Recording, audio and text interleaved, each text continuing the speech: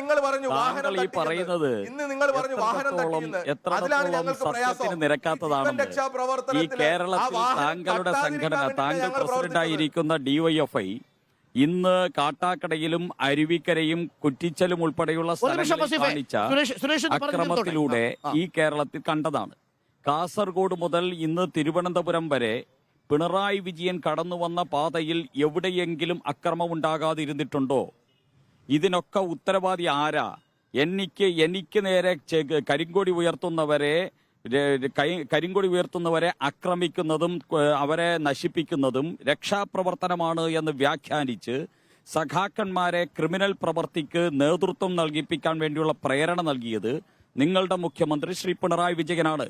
അദ്ദേഹം ഇത് പാടില്ല, ഇത് ഞാൻ നയിക്കുന്ന യാത്രയാണ്, ക്രിമിനലുകൾ നയിക്കുന്ന യാത്രയല്ല, ഞാൻ കേരളത്തിനോട് പറയാൻ ഉദ്ദേശിക്കുന്നതാണ് കേരളം കേൾക്കേണ്ടത്, എന്നെ സ്വീകരിക്കുന്നതും എന്റെ സർക്കാരിന് നൽകുന്ന സ്വീകരണവുമാണ് കേരളം കാണേണ്ടത്.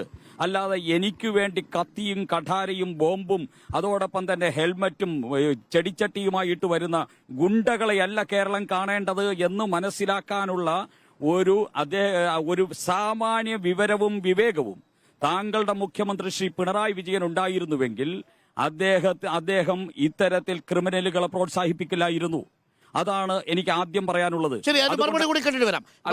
വസിഫ, അക്രമം മുഖ്യമന്ത്രി ആഹ്വാനപ്രകാരമാണ്. ഈ കരിങ്കുടി കാണിക്കുന്നവരെ കണ്ടുമ്പോൾ ഹാലിളകുന്നത് എന്ത് എന്ന ചോദ്യമാണ് ഇന്നിപ്പോൾ കേരളം ചോദിക്കുന്നത്. സുരേഷ് മാത്രമല്ല.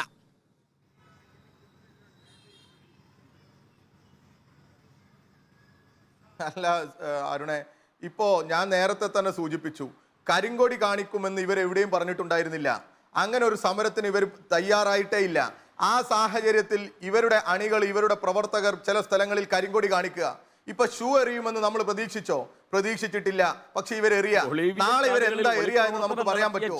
ഇവർ കടാരയുമായിട്ട് ഈ തെരുവിൽ വന്ന് ഈ മുഖ്യമന്ത്രിക്ക് ഒരു സുരക്ഷാ സംവിധാനം ഇല്ലെങ്കിൽ ഇവർ കയറി വരില്ലേ? അല്ല, നിങ്ങളിങ്ങനെ ഇടയിൽ കയറി പറയല്ലേ. അമിത്ഷായുടെയും നരേന്ദ്രമോദിയുടെയും പാർട്ടിയല്ലേ? അമിത്ഷായും നരേന്ദ്രമോദിയല്ലേ നിങ്ങളെ നയിക്കുന്നത്?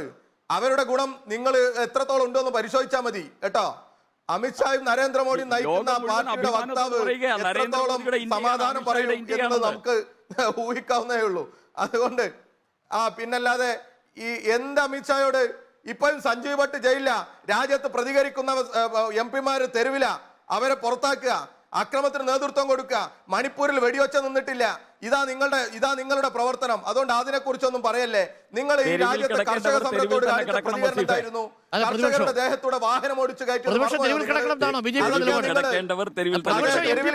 അതാ നിങ്ങളുടെ ആഗ്രഹം. ഞങ്ങളുടേത് അങ്ങനെയല്ല. തെരുവിൽ കിടക്കുന്നവരെയും വീട് കൊടുത്ത് 4 ലക്ഷത്തോളം വീട് കൊടുത്ത്